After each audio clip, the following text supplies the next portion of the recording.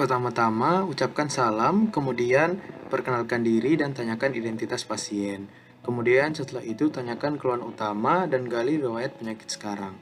Tanyakan riwayat kehamilan, grafida berapa, P berapa, dan abortus berapa. Kemudian tanyakan riwayat perkawinan, sudah berapa lama menikah, riwayat kontrasepsi, riwayat antenatal care, riwayat kehamilan sekarang berupa gerakan janin, kenaikan berat badan, dan apakah ada tanda-tanda infartu.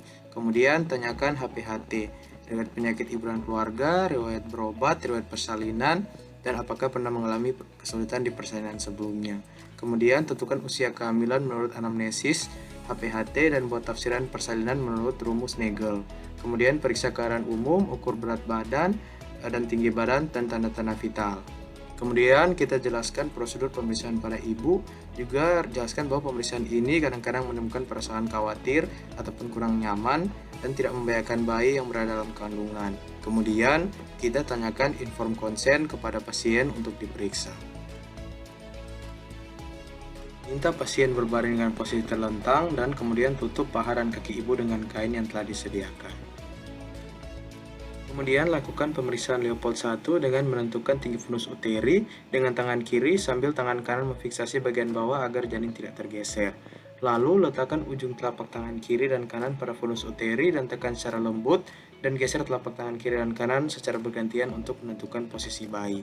Jika bokong akan teraba lunak, kurang bulat dan tidak melenting, lalu ukur tinggi fundus uteri menggunakan meteran dari atas simfisis pubis sampai setinggi fundus uteri, lalu ukur lingkar perut pasien dalam sentimeter.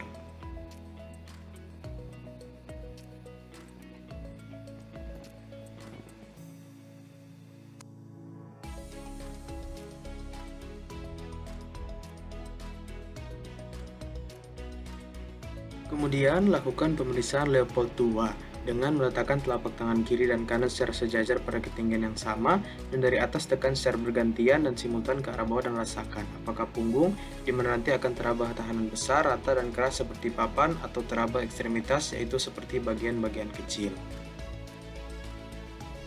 Kemudian lakukan pemeriksaan Leopold 3 dengan menentukan bagian terbawah janin, apakah presentasi kepala di mana teraba bulat melenting, keras, atau apakah janin sudah masuk ke pintu atas panggul dengan menggoyangkan bagian terbawah janin. Jika melayang berarti belum masuk pintu atas panggul, jika terfiksasi berarti sudah masuk ke pintu atas panggul. Kemudian lakukan pemeriksaan Leopold 4 dengan menghadap ke arah kaki pasien. Kemudian perhatikan sudut yang dibentuk apakah konvergen berarti belum masuk pintu atas panggul atau divergen berarti sudah masuk pintu atas panggul. Lalu tentukan seberapa jauh bagian terbawah janin masuk pintu atas panggul dengan metode perlimaan.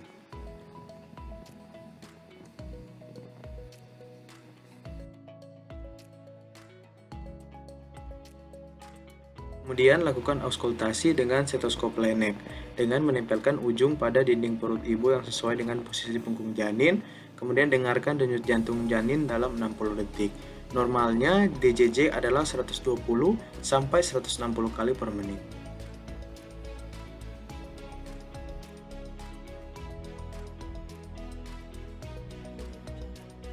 Setelah itu, letakkan semua peralatan pada tempat semula, kemudian ibu dapat melakukan pemeriksaan tambahan bila diperlukan seperti pemeriksaan lab dan USG.